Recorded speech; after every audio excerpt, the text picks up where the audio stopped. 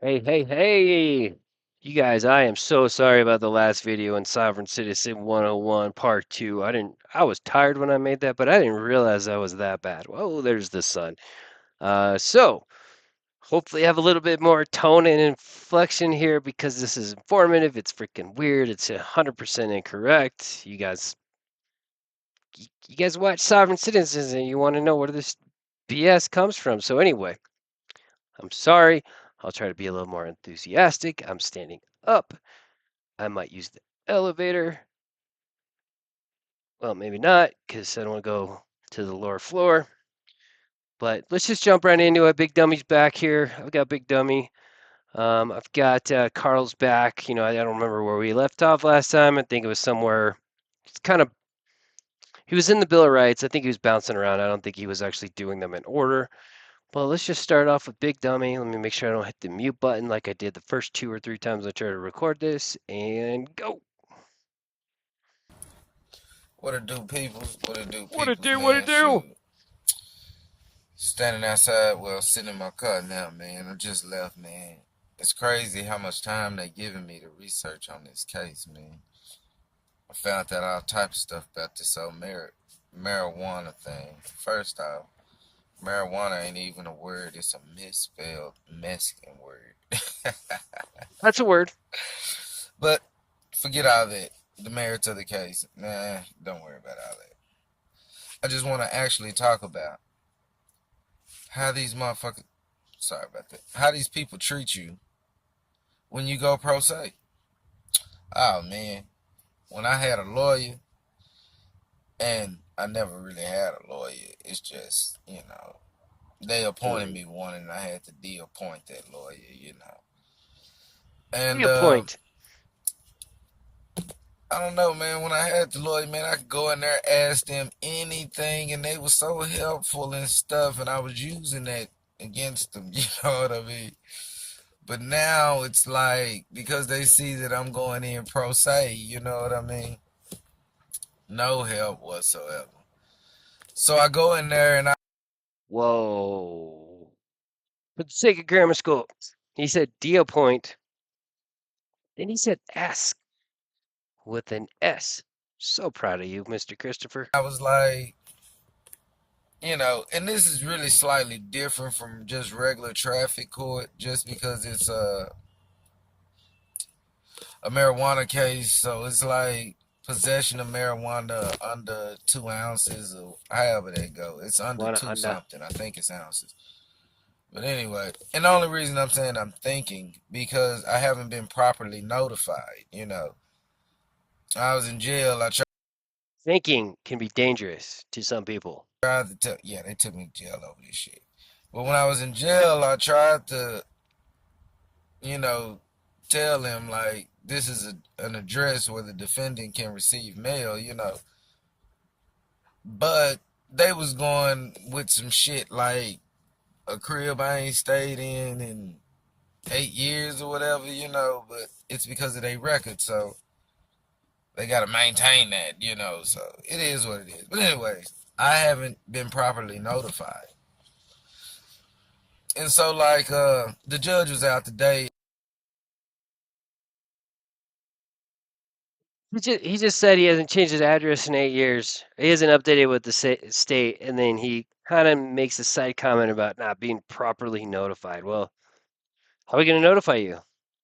You haven't given us updated information in 8 years. And didn't nobody tell me nothing. Like I walked in there 9 o'clock and I was like, okay, I'm here for court today. And they was like, okay. It's like, do I need to sign in or something? You know what I mean? Let them know I'm here. He's like, no, you're pro se. You handle your own affairs. Just a month or two ago, when they thought I had a lawyer, and I was telling them, no, I don't think I want a lawyer. I don't know, and this, that, and other. Oh, this guy was so helpful. Oh, well, as of now, you have a lawyer, and all you got to do is just sign in right here, and then go out, and they'll call your name. But as soon as you say you pro se, they looking at you like, why are you asking me questions? You pro se, you supposed to know this. You know what I mean? And I'm like, I'm not asking y'all stupid questions, but you knew it wasn't gonna be no judge. You let me sit in there for like 30 minutes, you know what I mean? And you knew it wasn't gonna be no judge. Then I was like, so I had to do a continuance. So I was just signing the continuance and, well, not signing the continuance, filling out the continuance because I'm out on my own recognizance. You know what I mean? Good job. For a misdemeanor crime. Well, they're Words are saying hard. it's a, I don't know, wherever it is. As soon as I get the nomenclature, I'll be able to really go in and define it and all that, you know. But anyways, so I say the judge is not, I'm sitting in the court and then after a while, you know, I'm just on my YouTube jamming or whatever. And they like, the bailiff asked me, he was like, are you waiting on someone? I said, well, I'm pro se, so I'm waiting on court to start. They say ain't nobody gonna call me or nothing. I gotta handle my own affairs. So I don't want to miss being called, so I'm sitting here because most time, you know, people sit outside in the gala until their name is called. But if you're pro se, guess you got to be there, you know. And so he was like, "Oh, okay." He's like, "Well, there's no judge today. There's no court." And I was like, "You think he could have told me that?" He's like, "You know," and everybody is, "We can't give you legal advice."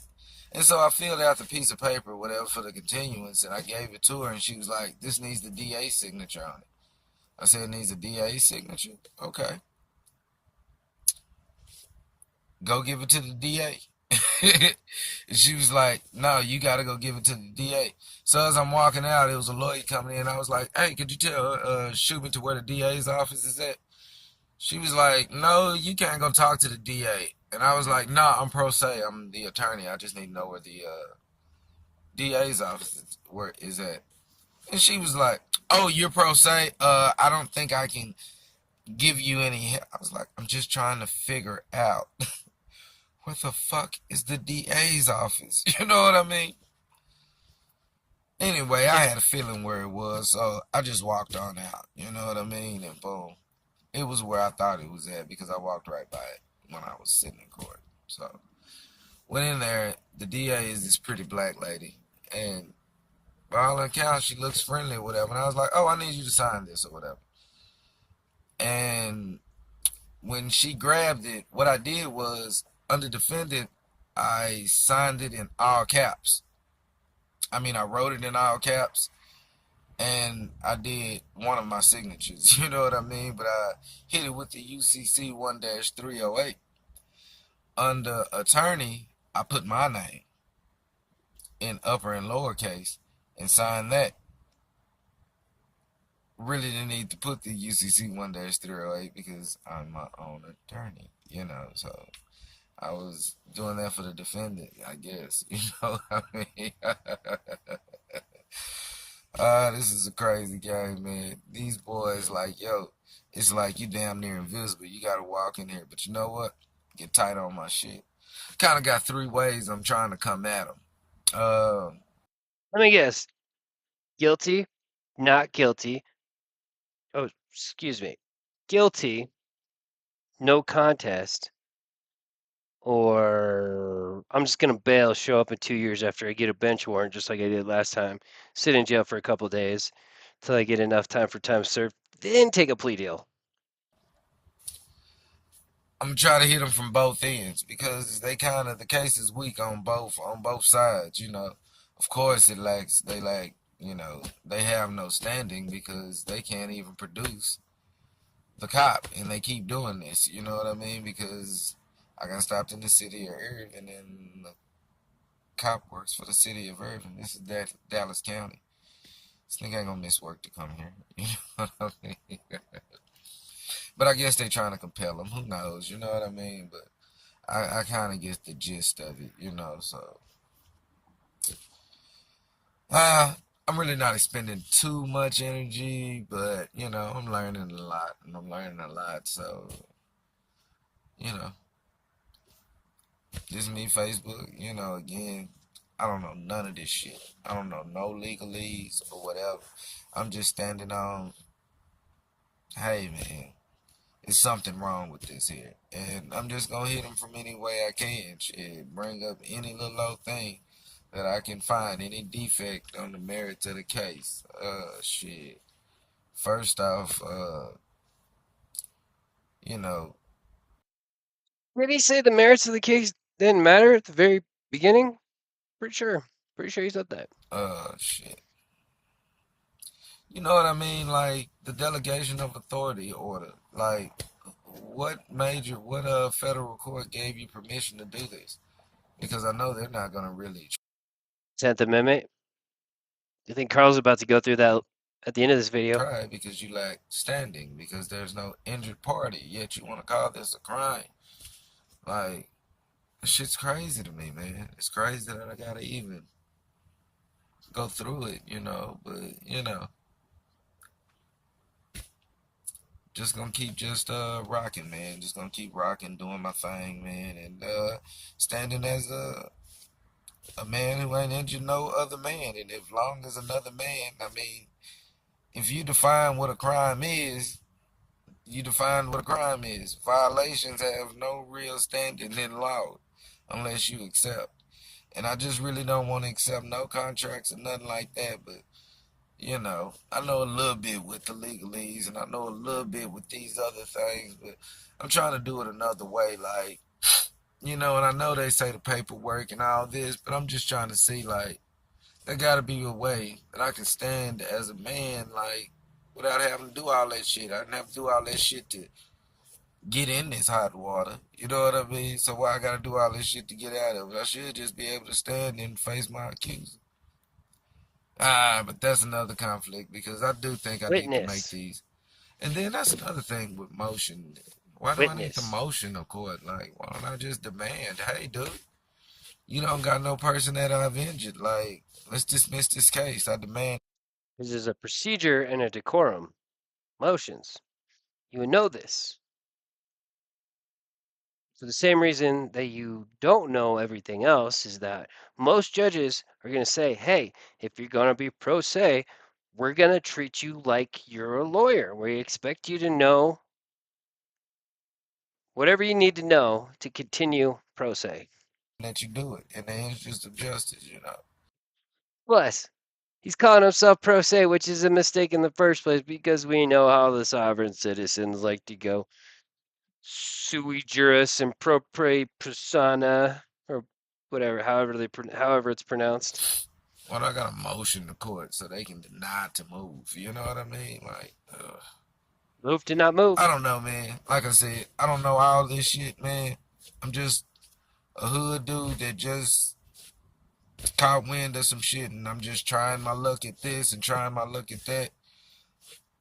Worst case scenario, I get what they was gonna give me anyway. But shit, at least I went down swinging, and you learn a lot in every fight that you get in. You should learn something. Shit, even if you learn how to just take a fucking punch. You know what I mean? But anyway, I'm signing out. I'm rambling and shit. Peace.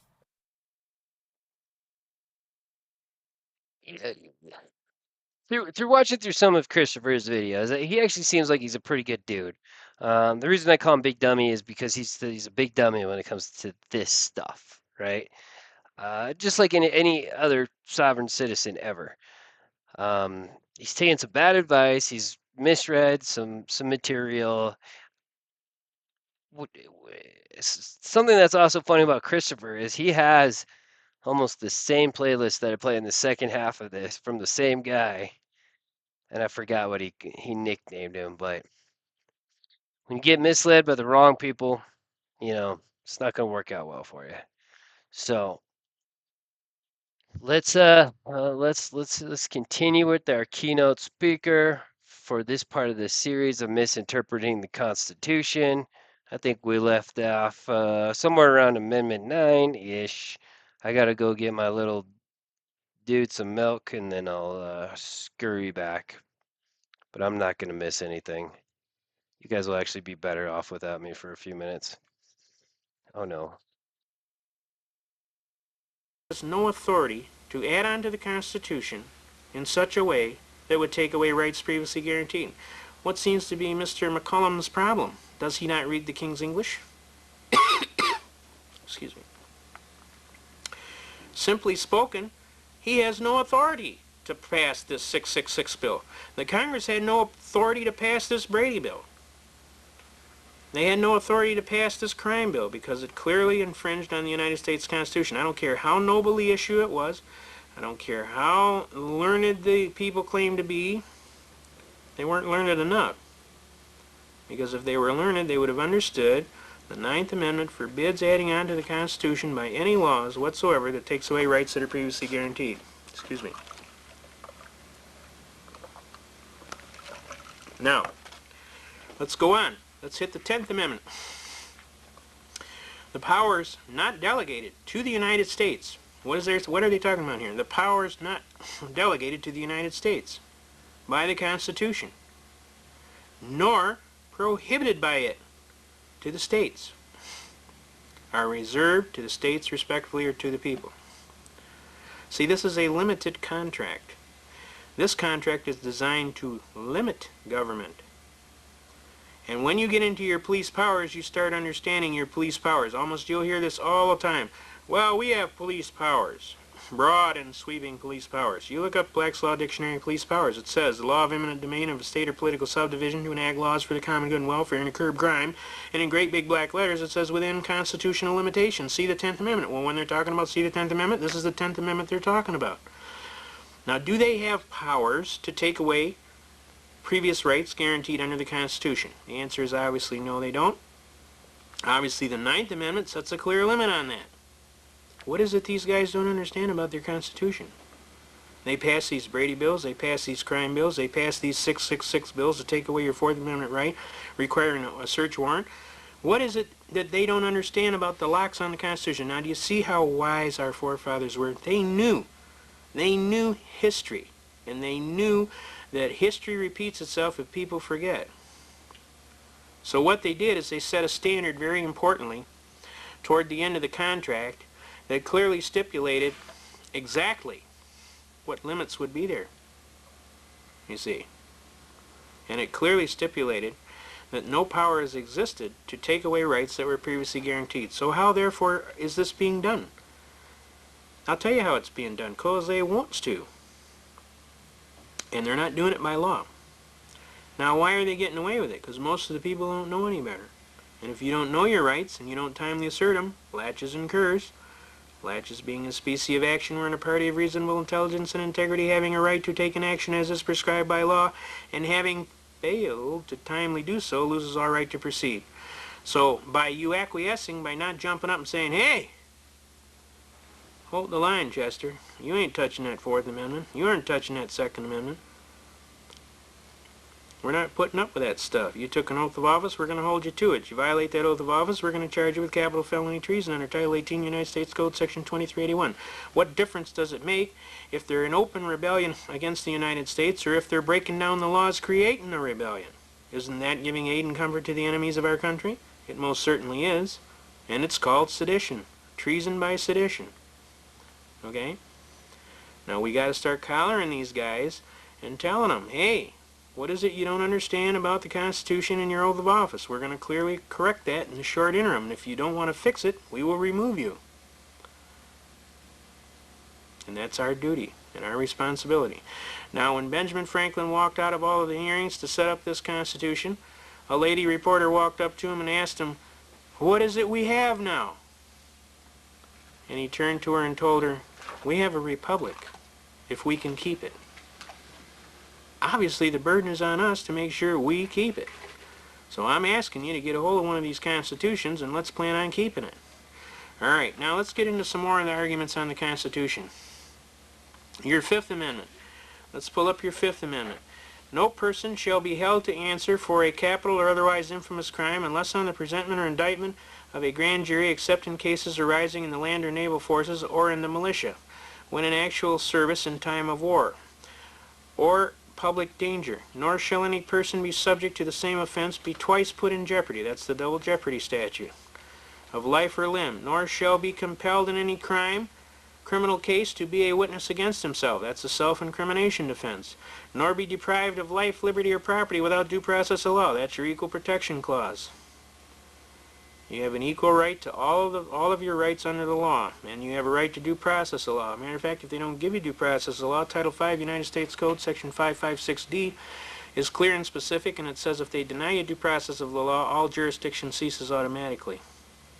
That's Title 5 United States Code, Section 556D, also 557 and Section 706 of that code. In other words, if they deny you due process at any time and you can prove it, you can force a showdown, and you can turn around and say, well, they might have had jurisdiction at one time, Judge, but they lost it when they denied me due process. All right? Now, the other parts are you cannot deny them life, liberty, property without due process of law, nor shall private property be taken for public use without just compensation. You know, how many times do you hear about that today? I mean, it's incredible. The Sixth Amendment is another important one. All of them are important, but there are more important ones, all right? In all criminal prosecutions, the accused shall enjoy the right to a speedy and public trial by an impartial jury of the state and district wherein the crime shall have been committed, which district shall have been previously ascertained by law, and to be informed of the nature and the cause of the action and accusation, to be confronted with the witnesses against him. That's the right to confront your accusers. To have compulsory process for obtaining witnesses in your favor. That's the subpoena rights. And to have the Okay, so here's another reason why I titled this "Misinterpreting the Constitution." You could tell by the way he just read that he said the word witnesses several times, right? But then he says out loud the right to confront your accusers, or you could see it right here, to confronted with witnesses, and then above here it says witnesses again. There's a difference between witness and accuser, right? So when a sovereign citizen shows up to court, they'll typically say, I have the right to confront my accuser, the accuser being the state of, et cetera, or the county. But it's the witnesses, right? The witnesses that are going to patrol the streets and uphold the legislation by enforcing the laws via their police duties, where you and I are not going to take the time out of our day-to-day life to do our job, police the streets, put out fires, et cetera, right? So our police that enforce these statutes and laws, and yes, even ordinances, etc., are doing this on our behalf through our taxpayer dollars, so we don't have to. They are also our witnesses, not the accuser. assistance of counsel for your defense, or The you can stand accuser as is your the own counsel. state. And I know Witness they is the tell you that it's a police. fool that stands as his own counsel, but it's my argument that it's a fool that doesn't. Because I'll tell you why. You know your case better than anybody. How many times do you hear about gripes between attorneys and the citizens? The biggest gripe they have was, well, he never said nothing about that, or she never said nothing about that. Well, she didn't do this, or she didn't do that. Well, why? Because they don't know the case as good as you do. You're the one that knows your best case. The only thing they know is how to apply the law. So all I'm telling you is learn how to apply the law and your constitutional rights, and then you don't need to do that. The only time you get into trouble is if you run your mouth too much and you get into self-incrimination. So obviously you have to keep your wits about you and watch your mouth. But the bottom line is, actually, I personally believe you're the best person to present the facts of your case, because you're the best person that knows all the facts. The only thing you know how to do is how to actually do it in a legal and lawful manner that is recognized by the legal community. And that's a real... And yet none of them choose to,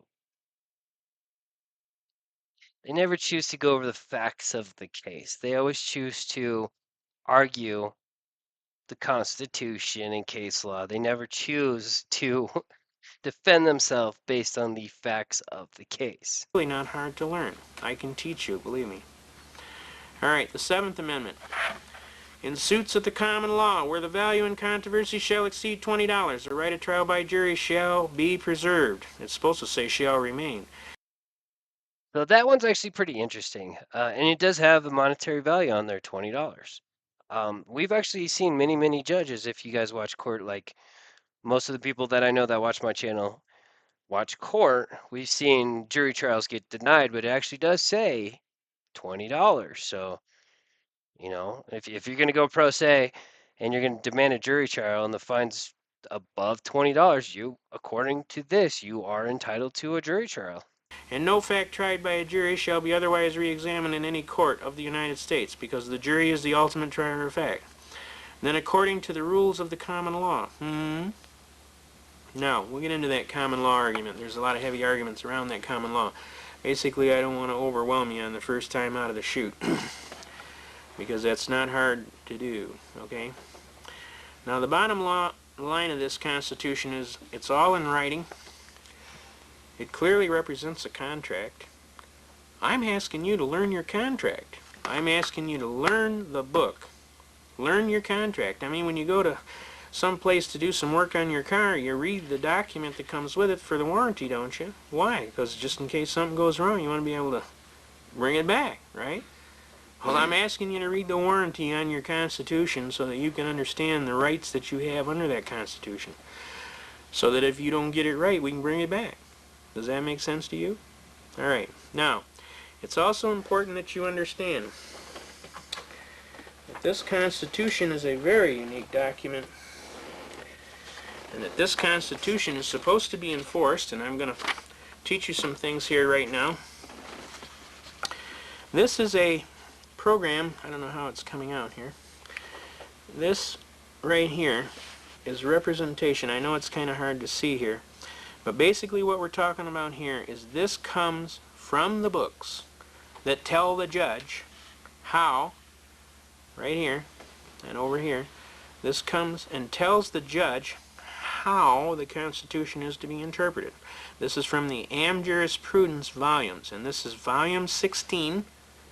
You want the Constitutional Law section, right here, Constitutional Law, and you want section 97. And when you start reading it, the most important part about it, and I'll read it, is that a Constitution should receive a liberal interpretation in favor of the citizen is especially true with Constitution should receive a liberal interpretation in favor of the citizen is especially true with respect to those provisions which were designed to safeguard the liberty and security of the citizen in regard to both person and property. Can you see that? Can you all see that? Is that coming out right here? Over more. Okay. All right. To safeguard the liberty and security of the citizen in regard to both person and property. See Note 31, Briars v. United States, 273 U.S. 28, and all of these 40 Supreme Court cases hold that axiom. In other words, it's supposed to be liberally enforced in favor of the citizen for the protection of rights and property. And a constitutional provision intended to confer a benefit should be liberally construed in favor of the clearly intended and expressly designated beneficiary. 32. Go down 32, DeJammer versus Hospital Authority of Albany in all of these cases. Okay, can you see that? All right, help me out here. Okay, is it in? All right. I'm just trying to tell you. You can go look this up and you can better see it. Can you see it clearly now? Okay. All right, now, let's do Can't really read it either, so in case you're curious. that over again. And a constitutional provision intended to confer a benefit should be liberally construed in favor of the clearly intended and expressly designated beneficiary. Similarly, a provision intended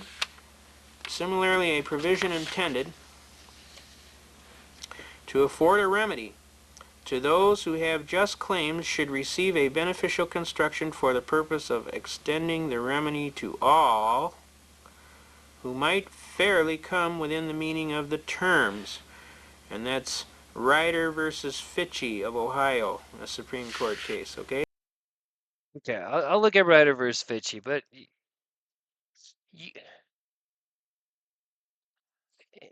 if we're trying to follow along with him, right, and he's trying to represent a summarized highlighted paragraph without reading any of the context prior to this, then we fall into the lane of misinterpreting the Constitution. What was the name of that case again? Ryder versus Fitchy? A Supreme Court case, okay? That's note number 33, okay? Yeah, whatever. Now, this comes out of 16th Am Jurisprudence. You heard the beneficiary stuff in there, right? In other words, I have this Constitution. This Constitution is a contract in writing enforceable in the court of law pursuant to the statute of frauds.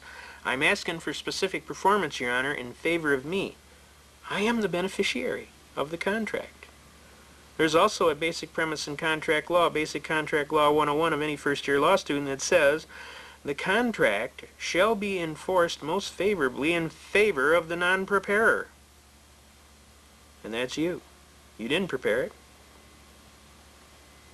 Now, if you believe honestly that you have a right, and you can timely bring that right before a proper adjudicated authority, and you can clearly stipulate as to what your right was, guess what? They got to listen. That's the way it is. That's the way it's supposed to be. And I'm telling you, if you know your rights and you timely assert those rights, you have those rights. But if you sit on your haunches and you cry foul, that's terrible. Somebody ought to do something about that. Hey, be a somebody. Do something about it. Don't sit there telling me somebody ought to do something about that. Be a somebody. You do something about it. You honestly got an honest bitch, you go out there and you take care of it. Because that's what it takes to be an American. That's what it's all about. That's what being an American is all about. That's what separates you from the rest of the whole world. Because Americans, you don't trample on their rights because they're going to come get you. You do not trample on their rights. They won't put up with it. So be an American and don't put up with it. Stand up there and be counted. Now I want to read the next argument there, which is argument number 98, which basically deals with the effect of an emergency. Argument 98.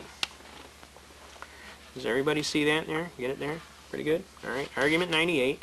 While an emergency cannot create power and no emergency justifies the violation of any of the provisions of the United States Constitution or state constitutions, public emergencies such as economic depression, all right? I'll go over here to the next page. What happened here? All right.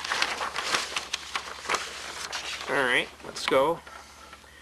For especially liberal construction of constitutional powers, and it has been declared that because of national exigency, it is the policy of the courts in times of national peril so liberally to construe the special powers vested in the chief executive as to sustain and effectuate the purpose thereof, and to that end also more liberally to construe the constituted division and classification of the powers of the coordinate branches of the government, and insofar as may not be clearly inconsistent with the Constitution, right? In other words, they can't be in conflict with the Constitution, to vest extraordinary powers in the chief executive. But I'm telling you, on the other hand, a contention that a grave emergency, such as the Depression, should permit construction of the constitutional provisions which would meet the emergency was rejected.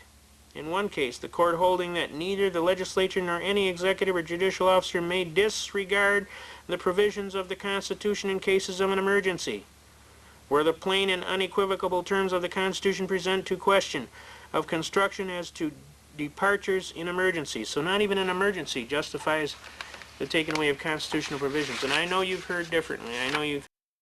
And he also mentions the chief executive has some privileges under that, and the chief executive is typically known as the president of the United States, but it also could be the mayor or the governor, depending on what the scenario is, especially in times of emergency. I know the biggest example that we've seen is COVID, mask mandates, non-public gatherings, all that stuff.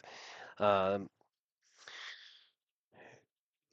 don't remember if the Supreme Court cases directly that countered the COVID mandates. However, I do know that the ones that were in process were dropped because mainly the COVID regulations were dropped before those got all the way through the system. So I'm not sure if we'll ever know whether or not some of those were deemed constitutional or unconstitutional based on the timeline.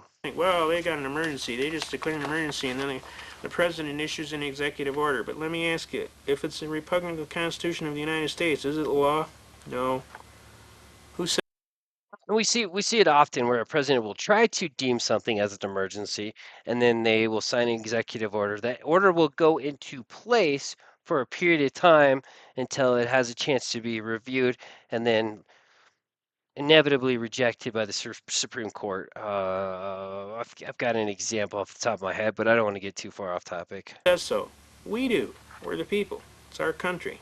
It's our Constitution. We're the ones that say you can't do that. And we mean it. You better listen.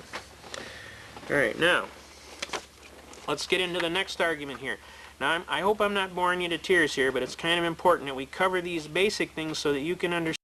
I mean, it's pretty boring, and I'm trying to just like, wow, with my voice. It's pretty boring. But we're trying to understand where you guys get this shit from, and Carl, you're making it plainly obvious that this is all, well, whatever. As to the construction with reference to the common law, An important canon of construction is that constitutions must be construed with reference to the common law. That means the law of the little people out there, not the corporations. Okay? Since in most respects the federal and state constitutions did not repudiate but cherished the established common law, this fact has been taken into consideration by the courts in construing certain clauses in a state constitution, such as the provisions securing the right to a jury trial. Also, provisions in regard to crimes have been interpreted with reference to the common law rule that one charged with a crime may be convicted of a lesser offense necessarily included in the crime charged. In such cases, the courts of the state always regard the language in the common law sense. So the common law prevails. Don't let anybody tell you this admiralty law prevails, because it only prevails if you get sucked into it. We're not going to let you do that. We're going to teach you how to beat it. The common law also permitted destruction of the abatement of nuisances by summary proceedings. Traffic tickets, folks. That's what a traffic ticket does. It is a writ of assistance, a bill of attainder. It's unlawful in the United States of America. And it was never supposed that a constitutional provision was intended to interfere with this established principle. And although there is no common law of the United States in the sense, who said so? Erie Railroad versus Tompkins. Okay? Alright? Of a national customary law as distinguished from the common law of England, adopted in the several states. In interpreting the federal constitution, recourse may still be had to the aid of the common law of England. It has been said that without reference to this common law, the language of the federal constitution could not be understood. So the common law applies, folks. And we're going to get into that common law heavily in the advanced section, all right? Okay. Now let's get back into this. In interpreting the federal constitution adopted by the several states, all right, the recourse may still be had to the aid of the common law of England. It has been said that without reference to the common law, the language of the United States Constitution would not be understood. This is due to the fact that this instrument and the plan of government of the United States were founded on the common law as established in England at the time of the Revolution. Okay? Therefore, it is the general rule that the phrases in the Bill of Rights taken from the common law must be construed in reference to the latter. Specifically, the United States Supreme Court has taken the common law into consideration in construing the Fourth Amendment, the Fifth Amendment provisions relating. All right? So the common law is extremely important that we get in, and we will cover that thoroughly.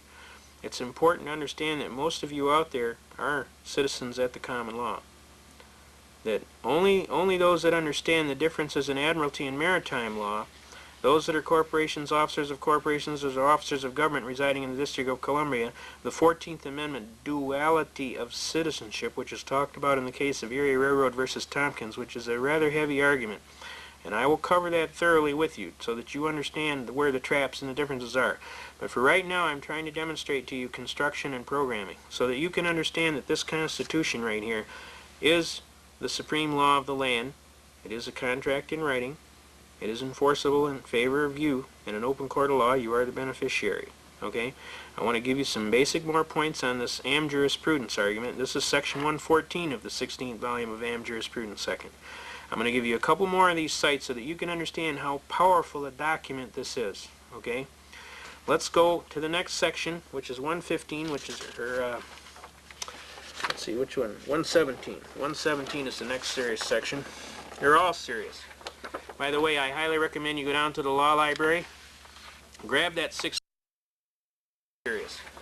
By the way, I highly recommend you go down to the law library, grab that 16th volume Am Jurisprudence, start at section 1 and start paging through to section 300. You will absolutely be astounded. We are now in 16th Am Jurisprudence, section 117. And I will read it to you. Basically, various facts and circumstances extrinsic to the Constitution are often resorted to by the courts to aid them in determining its meaning. As previously noted, however, such extrinsic aids may not be resorted to where the provision in the question is clear and unambiguous In such a case, the courts must apply the terms of the Constitution as written, and they are not at liberty to search for meanings beyond the instrument, which that militia argument and that collective law theory of the Second Amendment is. They're And this is where we kind of cross the borders of hypocrisy. He's a hypocrite. And he started the hypocrisy right at the beginning, especially when he says, our unalienable rights with the right to travel in the First Amendment, which is clearly not in the First Amendment. And then he misinterpreted that last section as saying that traffic citations and laws are not constitutional, while at the same time he's talking about constitutional law. So it's hypocritical. It's a misinterpretation. He's skimming paragraphs. He's reading other paragraphs. He's not setting up context. He probably does this with a lot of people, and I wouldn't doubt that he probably gets some cases thrown out just through some of these arguments because they are clever. He's thorough. He understands what he wants to understand. But this this last part where he talks about the way to interpret things, and then he backs it up with just the pure hypocrisy here. Um, the U.S. Supreme Court did say you do have a right to drive a vehicle on a highway. And I know we haven't really talked about that too much, right? But that's where we hear it the most. They did, and in 1930, this was when most states did not even require a driver license to drive within the state. The particular case of Thompson versus Smith involved the chief of police, Smith, of Lynchburg, Virginia, where he revoked the permit to drive against Mr. Thompson and did so somewhat arbitrarily. The U.S. Supreme Court stated that everyone had the right to drive under the same regulations as everyone else. Right? That part's important. Those that will try to tell you that the U.S. Supreme Court says you don't need a license to drive will present this excerpt from this same case. Now, keep in mind that he hasn't got to this case yet, but if he does, I'm just going to counter his argument already. So, what they will say is the right of a citizen to travel upon the public highways and to transport his property therein in the ordinary course of life and business is a common right which he has under the right to enjoy life and liberty to acquire and possess property and to pursue happiness and safety. It includes the right in so doing to use ordinary and usual conveyances on the day and under the existing modes of travel includes the right to drive a horse-drawn carriage or wagon therein, or to operate an automobile therein. For the usual, and that's why, since the word automobile is in here, that they're going to argue that word under the commercial clause. For the usual and ordinary purpose of life and business, it is not merely a privilege, like the privilege of moving a house in the street, operating a business stand in the street, or transporting persons or property for hire along the street, which a city may permit or prohibit at will. So that's the part that a sovereign citizen is going to read from Thompson versus Smith. So it sounds convincing, right? Doesn't it? What they hope you won't read what they hope you won't do is read further in the case. The exercise of such a common right, the exercise of such a common right, the city may, under its police power, regulate in the interest of public safety and welfare, but it may not arbitrarily or unreasonably prohibit or restrict it, nor may it permit one to exercise it and refuse to permit another of like qualifications under like conditions and circumstances to exercise it. Basically says that the locality or state may regulate in the interest of public safety and welfare. It goes on to say that everyone who has the same qualifications that are the minimum standards must be treated the same way, and no one can arbitrarily revoke that permit to drive. In this entire case law, it never says that localities and states cannot enact laws requiring that drivers be licensed. It only says that there must be regulations in place where particular drivers are not singled out and unfairly penalized. The 10th Amendment allows each state to make laws regarding safety and welfare of its citizens. Each state has independently made motor vehicle and licensing laws which are allowed by that amendment. So basically, a state can require somebody to have a driver's license. The short version, the state can require somebody to have a driver's license, registration, insurance. And it's not unconstitutional because of the 10th Amendment, and it's supported by case law. Some of the very same case law that they try to argue with in their favor in a court, which brings the whole misinterpretation thing. They're reaching far. All right? Clearly it says in the plain English, the right of the people to keep and carry arms shall not be infringed. Now, what is it you don't understand about the word infringed? They're infringing. The Brady Bill, it's infringement. 1968 Gun Control Act, it's infringing. All of these, the CCW acts of these states, they're infringing. Who says so? You do. How shall a document be enforced in favor of who? You. When are you going to enforce it? You're the one that is the citizen. All power is inherent in the people. You're the one with the power. Enforce your power. All right? Does everybody understand that argument? That's the magnificence. I'm bringing the genie out. We're stroking the bottle here. And I'm going to bring the genie out here in a second. You're going to understand the magnificence of the power of this book. You see, once you understand this is an ironclad contract, once you understand that this is enforceable in the court of law pursuant to the statute of frauds, once you understand you have a right to claim specific performance on the contract. Your Honor, I'm demanding my right to keep and carry arms, and that right shall not be infringed. I want specific performance. I am the holder of the contract. It's supposed to be enforced in favor of me. I am the clearly intended and expressly designated beneficiary, the citizen. I want the thing protected in favor of my right. Does that make logical sense to you? Now do you start to understand the power of this document? Okay? See, before, you just thought it was a bunch of writing in some textbook that you had to take when you took a civics class in high school in the 11th grade. See, I want you to understand that you don't leave home without this. This is more important than your credit card. Okay? Next, let's get into the next section. I'm going to cover some more of these AM jurisprudence sections so that you can understand. I want to get into section 155. 16th AM Jurisprudence, second section 155. Since the Constitution is intended for the observance of the judiciary as well as other departments of government, and the judges are sworn to support its provisions, got me? Sworn? As an oath of office, sworn? The courts are not at liberty to overlook or disregard its commands or countenance evasions thereof.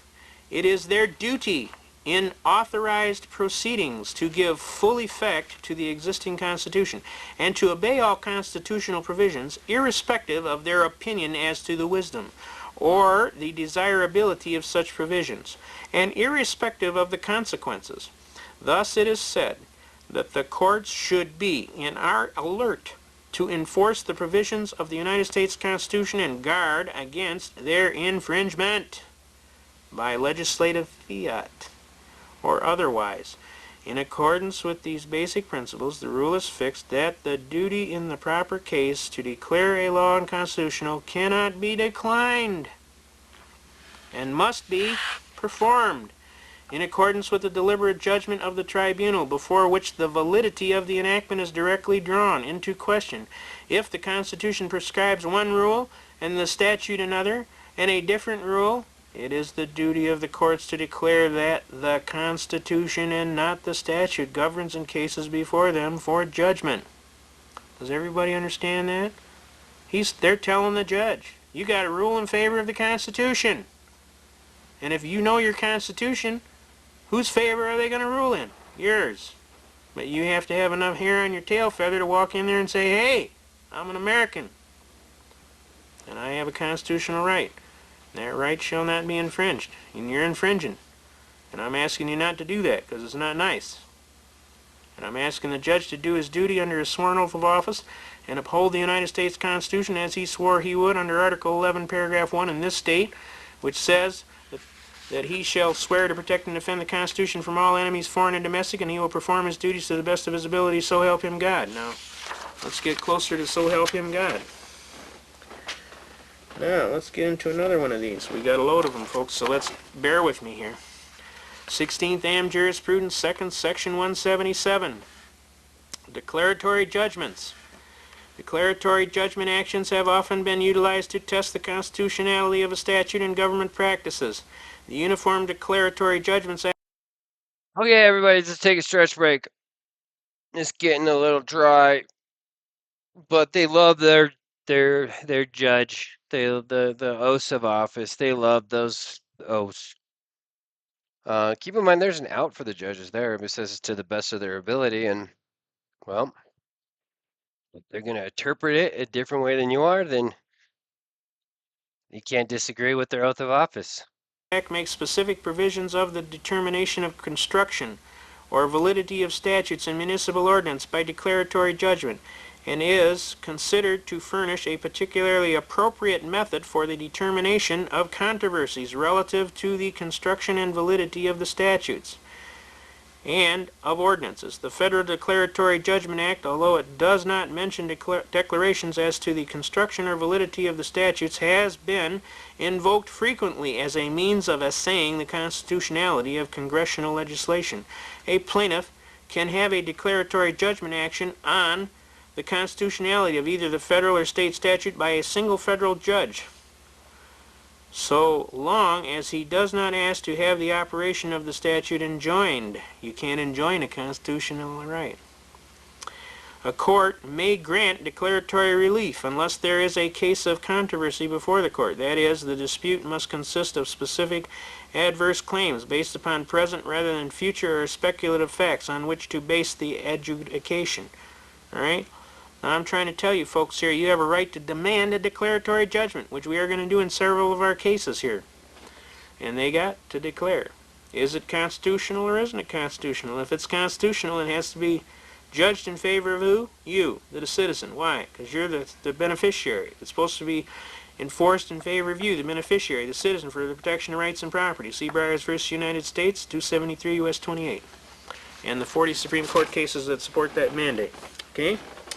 Now let's get, there's just a couple more here. Bear with me. I know you're probably bored to tears right now, but I don't want you to do that. I want you to pay attention. Okay, we're at Section 255. 16th Am Jurisprudence, Section 255. In all instances where the court exercises its power to invalidate legislation on constitutional grounds, the conflict of the statute with the Constitution must be irreconcilable. The Brady Bill. Irreconcilable. Huh? In other words, the court is without authority to declare a statute unconstitutional unless it is in positive or direct conflict with the statute or with the Constitution. Man, he really doesn't like this Brady bill, does he? You know, it is. Yeah, I won't go there. Thus, a statute is not to be declared unconstitutional unless so inconsistent with the Constitution that it cannot be enforced without a violation thereof. Because that would be violating the Constitution. We can't have that. What happened in Marbury v. Madison, 5 U.S. 137, same thing. A clear incompatibility between law and the Constitution. And again, Marbury v. Madison works against you in this case because they have deemed the Brady bill as being constitutional. Constitution must exist before the judiciary is justified in holding the law unconstitutional. This principle is, of course, in line with the rule that doubts as to constitutionality should be resolved in favor of the constitutionality and the beneficiary, you, the citizen, for the protection of your rights and property. Okay? Does everybody pick up on that? Now, let's shift to 256. 256, right here. The general rule is that an unconstitutional statute, whether federal or state, though having the form and name of law, is in reality no law, but is wholly void and ineffective for any purpose, since unconstitutionality dates from the time of the enactment and not merely from the date of the decision so branding it. And wouldn't it be interesting if 34, where's 34? There's 33, where's 34? Here, 34. There's 35, all right, here's 34. State XRL versus Nguyen v. Greer. But I'll tell you what, Marbury versus Madison comes higher than that, okay? All right, 34. Let's cover that again. And ineffective for any purpose. Since the unconstitutionality dates from the time of the enactment and not merely from the date of the decision so branding it, an unconstitutional law in legal contemplation is as inoperative as if it never had been passed. The Brady Bill, the Crime Bill, the 1968 Gun Control Bill, all these bills. Such a statute leaves the question that it purports to settle just as it would be had the statute not ever been enacted. Right? Okay, well,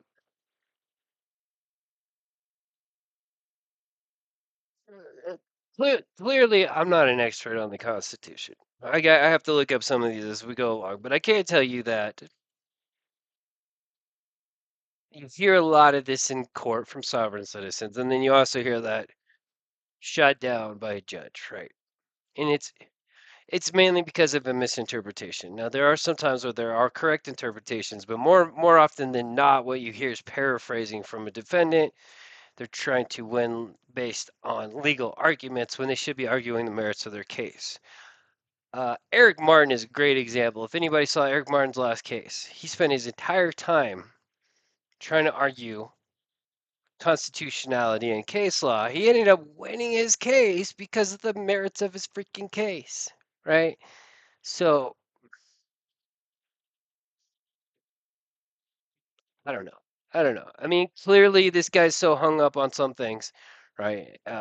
Is the weight of Marbury versus Madison is correct, right? Because it basically makes the Supreme Court the chief interpreters of the Constitution, yet the 10th Amendment still remains. And under the 10th Amendment, states can enforce codes, laws, statutes that and most of the time we see this related to driving or something else, right?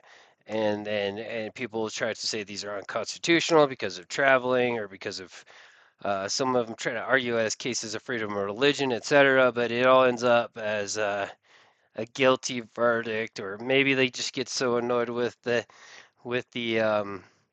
defendant that they toss it out and they just dismiss it, and if we're lucky, if the ones that are dismissed, they'll come back and bring the charges back later. So anyway, good luck with this one. This one was a little dry, to say the least. But big shout out to all my new subscribers. You guys are freaking awesome. 3,000 watch hours and 500 subs gets me tased. Honestly, if I hit the 500 subs without the 3,000 watch hours, I'll still do the tasing. As long as you guys stick with me, I'm going to finish this series. The last one is kind of like an icing on the top of the cake. I think that I'm going to cap it off with something that I might do with Sovereign Citizen Encounters, with a Sovereign Citizen duo that you definitely recognize, although you think you might not recognize them. So anyway, you guys are awesome. I kept it just under an hour. Hopefully you didn't fall asleep. I almost did, because Carl was pretty freaking boring. Anyway, bye.